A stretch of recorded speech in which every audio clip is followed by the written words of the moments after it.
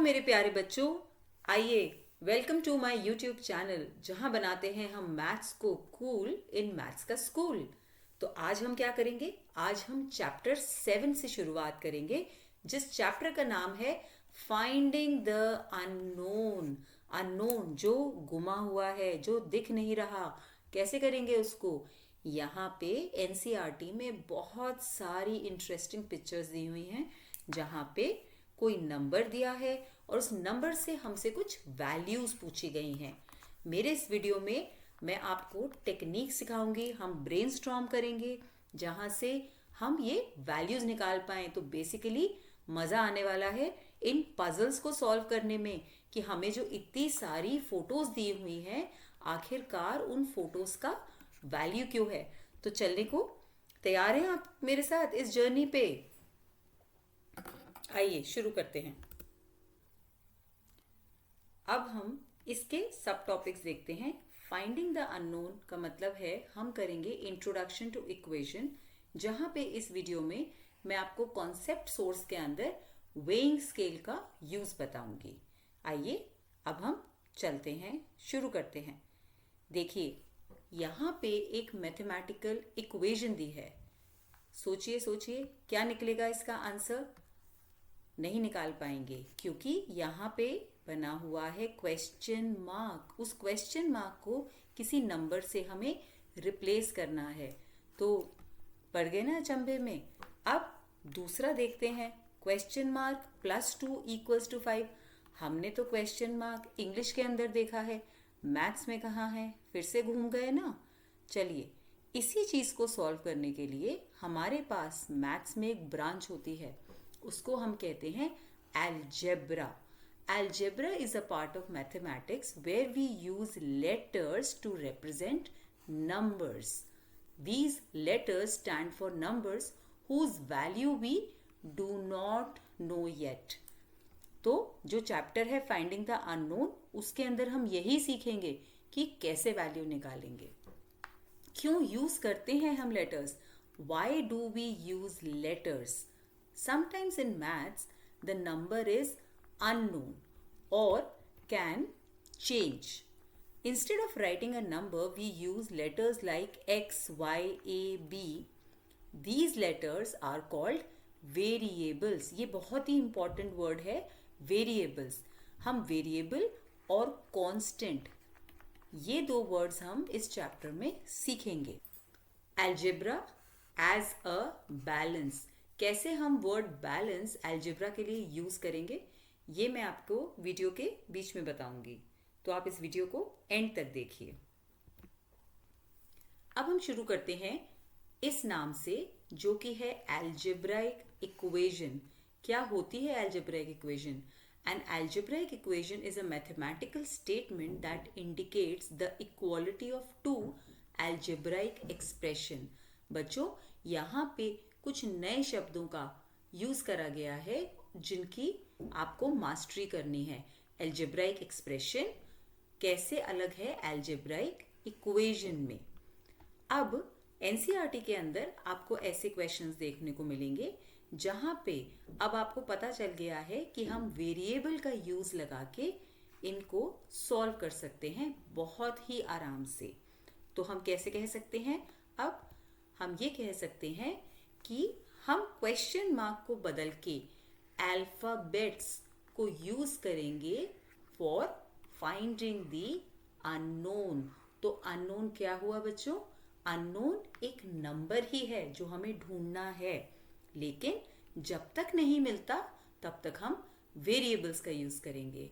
तो अब हम शुरू करते हैं अपने पजल क्वेश्चंस। आइए चलते हैं एनसीईआरटी पर। Find the unknown. Unknown weights निकालने के लिए हम सिंपल इक्वेशन का यूज करेंगे। देखते हैं कैसे। We have a weighing scale that behaves as follow. The number represents the same units of weight. अब देखिए, यहाँ पे ये 2 है, ये 2 है और टोटल वेट 4 है। यहाँ वेट 4 है, 3 है और टोटल वेट 7 है। इस कॉन्सेप्ट को समझने के लिए एक वीडियो देखते हैं। आप इस वीडियो में देख सकते हैं कि जो बच्चा हेवी वेट का है उस तरफ सीसॉ झुक गया है और बैलेंस नहीं मेंटेन हो पा रहा है। इस वीडियो में आप देख सकते हैं कि सीसॉ का बैलेंस मेंटेन हो रहा है क्योंकि दोनों बच्चों का वेट सेम है। Balance word is the key two equations. Video के बेसिस पे अब हम इन पजल्स को सॉल्व करेंगे। ठीक है, यहाँ पे हम अपनी कॉपी की तरह सोल्यूशन लिख लेते हैं। जैसे हम अपनी क्लास में एक कॉपी बनाते हैं, ऐसे ही बच्चों आपको मुझसे पढ़ते हुए भी एक कॉपी बनानी चाहिए जहाँ पे आप इनके सोल्यूशंस लिख सकें। आइए शुरू करते हैं।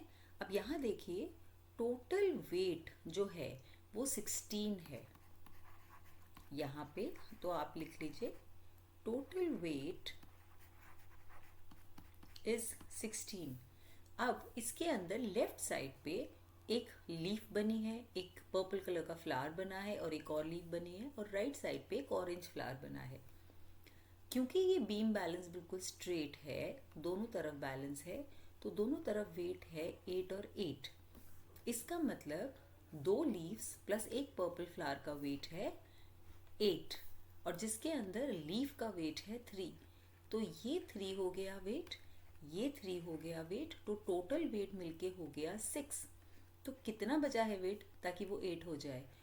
2। That means the weight of the purple flower is 2। तो हम यहाँ पे इक्वेशन बना सकते हैं। टोटल वेट 16 है, तो it gets divided into 2 parts, 8 और 8। यहाँ पे 2 लीव्स है हमारी, each of 3 units, because KG नहीं दिया, ग्राम नहीं दिया, तो हम 3 यूनिट्स बोलेंगे, plus the purple flower that I need to find is 8। तो 6 में ऐसी क्या चीज़ ऐड करूँ कि 8 हो जाए? 2 यूनिट्स। तो पर्पल फ्लावर का वेट है 2 यूनिट्स। अब ऐसे अब हम ऑरेंज फ्लावर पे आते हैं। तो राइट हैंड साइड पे अब मैंने इसको RHS क्यों कहा और इसको LHS क्यों कहा? क्योंकि हमारा यहाँ पे left side of the weight है, यहाँ हमारा right side of the weight है, तो हम वो कैलकुलेट कर रहे हैं। अब RHS पे ये 8 है और एक ही ऑरेंज कलर का फ्लावर है, इसका मतलब orange colour flower has the weight of 8 units. तो इस तरीके से हम ये पजल सॉल्व कर सकते हैं। अब इसी के अंदर हम नेक्स्ट डायग्राम पे चलते हैं। इस डायग्राम के अंदर बच्चों क्या क्या बना रखा है? एक स्टारफिश और एक गोल्डन फिश। तो अब इसके अंदर हमें, और एक ये सबमरीन जैसी फोटो, और इसके अंदर हमें कॉन्सेप्ट ऑफ इक्वेशन लगा के इनकी वैल्यूज निकालनी है। तो बेसिकली हमारा सिंपल इक्वेशन एक पजल को सॉल्व करने का तरीका हो गया है ना। इंटरेस्टिंग चीज़, चलिए निकालते हैं। तो यहाँ पे 2 स्टार फिशेस हैं और एक ब्लू येलो फिश है, और टोटल वेट 24 है, जो इक्वली डिस्ट्रीब्यूट हुआ है दोनों तरफ। तो 24 is equally distributed in the left hand side and in the right hand side. तो यहाँ पे 12 है, यहाँ पे 12 है, और इसके अंदर स्टारफिश का वेट जो है वो है 2 यूनिट्स, लेकिन 2 स्टारफिश हैं, तो 2 स्टारफिश का कंबाइंड वेट हुआ 4 units plus this blue yellow fish. तो इसको हम BY फिश भी लिख सकते हैं, और जो टोटल वेट है वो 12 है। तो हम निकाल सकते हैं कि ब्लू येलो फिश का वेट कितना हुआ। बताइए, सोचिए, थोड़ा सा सोचिए। ब्लू येलो फिश का वेट हुआ 12 माइनस 4, 8 यूनिट्स। क्यों 8 यूनिट्स हुआ? क्योंकि 2 यहाँ है, 2 यहाँ है, ये मिलके 4 हो गया। 4 में ऐसी क्या चीज़ जोड़ें? तो अननोन हमारा x हो गया इक्वल्स टू 12। तो हमारा जो ब्लू येलो फिश है उसका वेट हमारा 12 हो गया, 8 हो गया। तो अगर ये 8 यूनिट्स है तो इस छोटे से सबमरीन का वेट कितना होगा ताकि टोटल वेट 12 हो जाए? तो अब हम सबमरीन को y समझ सकते हैं वेरिएबल की तरह, तो ये हो जाएगा 8 + y। तो variables are known for finding unknowns. तो हमारा y कितना होगा 12 - 8 विच इज 4 यूनिट्स। तो इसका मतलब ये सबमरीन का, छोटे से सबमरीन का वेट 4 यूनिट्स है। तो यहाँ पे हम इसका आंसर लिख सकते हैं, ये 8 यूनिट्स है, ये 4 यूनिट्स है ना इंटरेस्टिंग।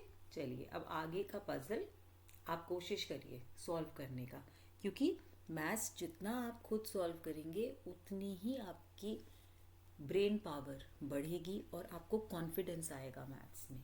मैं आपके साथ हूँ, मैं आपको समझाती रहूँगी बच्चों कि हमें कैसे कैसे करना है। पहले LHS और RHS बना लेते हैं, और जो 8 वेट है इसको इक्वली दोनों जगह बांट लेते हैं। तो कितना हुआ 4 यूनिट्स इधर हुआ, 4 यूनिट्स ही इधर हुआ। इसका मतलब 4 यूनिट्स इधर हुआ, 4 यूनिट्स इधर हुआ। अब हम सिर्फ LHS की तरफ देखते हैं। यहाँ पे सिर्फ एक किताब की फोटो है, तो इसका मतलब इस किताब का वेट, क्योंकि एक ही लटका हुआ है और ज़्यादा कुछ नहीं लटका हुआ इसके साथ, तो हमारी बुक का वेट जो है वो डायरेक्टली 4 यूनिट्स हो गया। तो अगर आपने 4 निकाल लिया है तो मेरी तरफ से शाबाशी है, बहुत ही अच्छा किया आपने अगर खुद निकाला है। अब यहाँ पे 4 यूनिट्स है, लेकिन यहाँ पे 2 बॉक्सेस की फ़ोटो है, तो उनका कंबाइंड वेट 4 यूनिट्स है और दोनों इक्वली वे कर रहे हैं, क्योंकि ये 4 जो है ये फिर से 2 टुकड़ों में ब्रेक करा गया है। इसका मतलब यहाँ भी 2 यूनिट्स होना चाहिए और यहाँ भी 2 यूनिट्स होना चाहिए। इसका मतलब ये जो ग्रीन कलर बॉक्स है हमारा, ग्रीन बॉक्स जो हमारा है उसका वेट हो गया 2 यूनिट्स। है ना इंटरेस्टिंग।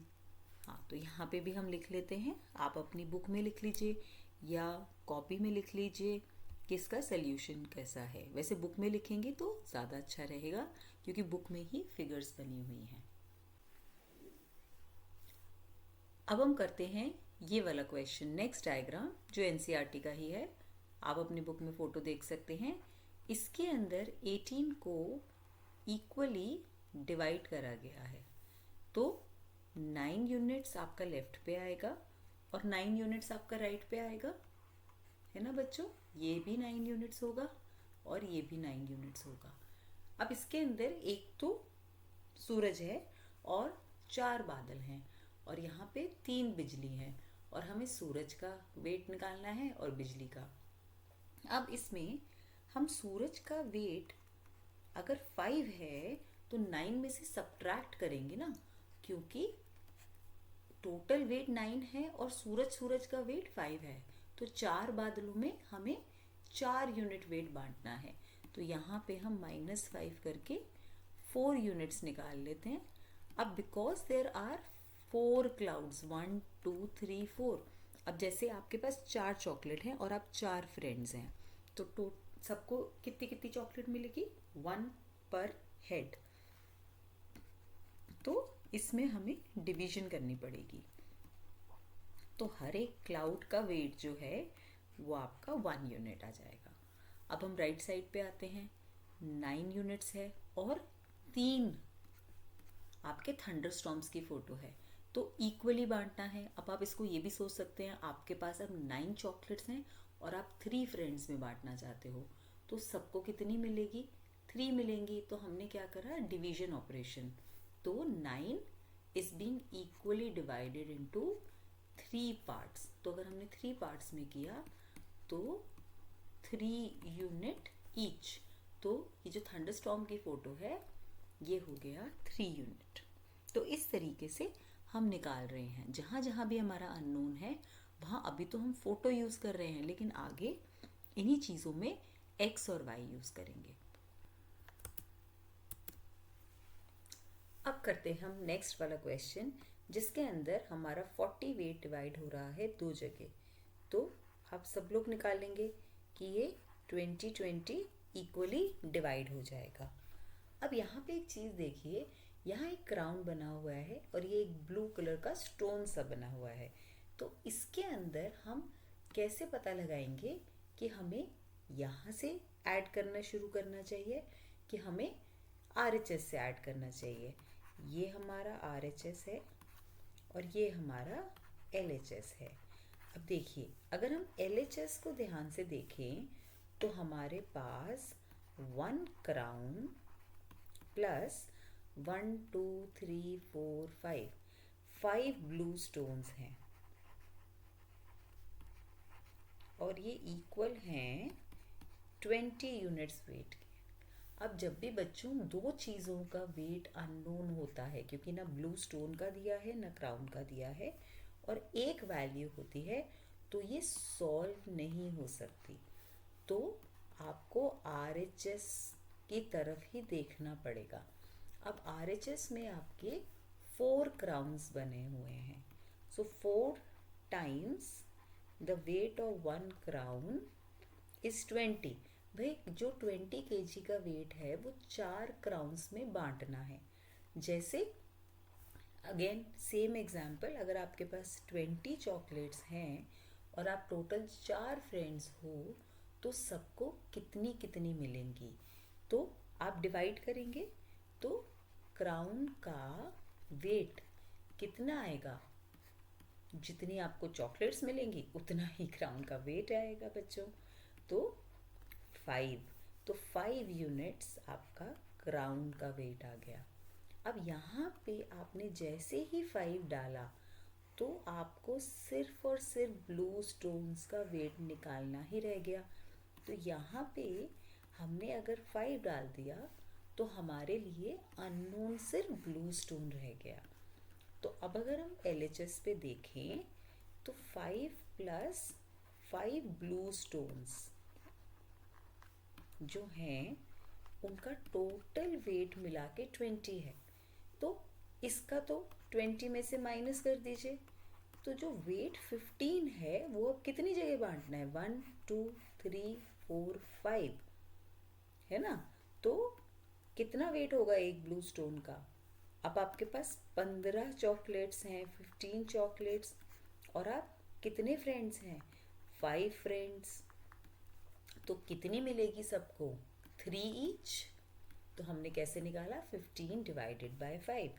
सेम चीज़ हम ब्लू स्टोन का वेट कैसे निकालेंगे, पहले हम इस 5 को पहले ही 20 से माइनस कर देंगे तो हमारा 15 बचेगा, और क्योंकि 5 ब्लू स्टोन्स हैं तो हम इक्वली डिवाइड कर देंगे, तो 3 यूनिट्स हो गया। अब अगर आपको डाउट हो रहा है अपने क्वेश्चन पे तो आप वैल्यू डाल के ऐड करके देखिए, 20 आना चाहिए।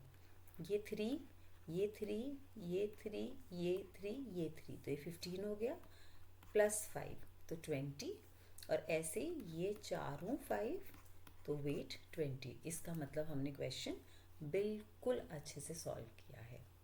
बहुत ही इंटरेस्टिंग पजल्स हैं गणित प्रकाश में जो आपको बिल्कुल अच्छे से क्लैरिटी देती हैं कि हम क्या कर रहे हैं। अब ये देखिए, ये क्वेश्चन औरों से कैसे अलग है, और काफ़ी अलग है। कैसे अलग है, इसमें आपका टोटल वेट ही नहीं दिया, तो टोटल वेट नहीं दिया, ऑमलेट का वेट नहीं दिया, लेकिन ब्रेड का वेट दे दिया। तो जिसका वेट दिया है वहीं से चलते हैं। ये वेट 2 है, ये वेट 2 है, ये वेट 2 है, तो इस साइड का टोटल वेट हो गया हमारा 6, है ना बच्चों। 2 + 2 + 2 6 यूनिट्स। अब क्योंकि ये बिल्कुल सीधी डंडी है, इसका मतलब जितना LHS पे वेट है उतना ही RHS पे वेट होगा। इसका मतलब 6 यूनिट्स। अब 6 यूनिट वेट आपको 2 ऑमलेट की फोटो में डिवाइड करना है, तो दोनों पर ऑमलेट क्या वेट आएगा, 6 divided by 2 which is 3 units. तो अब आप क्लास में सबसे जल्दी आंसर दे सकते हैं कि मैम हमको तो समझ आ गया अच्छे से। और अगर मैं यहाँ पे एक एक्स्ट्रा चीज़ पूछ लूँ कि टोटल वेट कितना है, तो सबसे पहले आप ही का हाथ उठेगा क्लास में 6 यूनिट्स। ये आंसर हो गया। अब इसका नेक्स्ट क्वेश्चन भी देख लेते हैं, जो है ये वाला।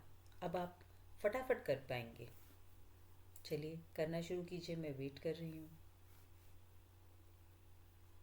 चलिए अब हम डिस्कस करते हैं। क्रॉस का वेट है 4 यूनिट्स, तो 4 units 4 units 4 units 4 units, how many times 4? 4 times. So the total weight is 4 4s are 16, तो 16 यूनिट इधर, तो 16 यूनिट इधर। टोटल वेट हम निकाल लेते हैं, उसने पूछा नहीं है, फिर भी हम निकाल लेते हैं। 16 + 16 32। अब इस क्रॉस का वेट 4, तो हम 16 में से 4 हटा देते हैं, बचा 12।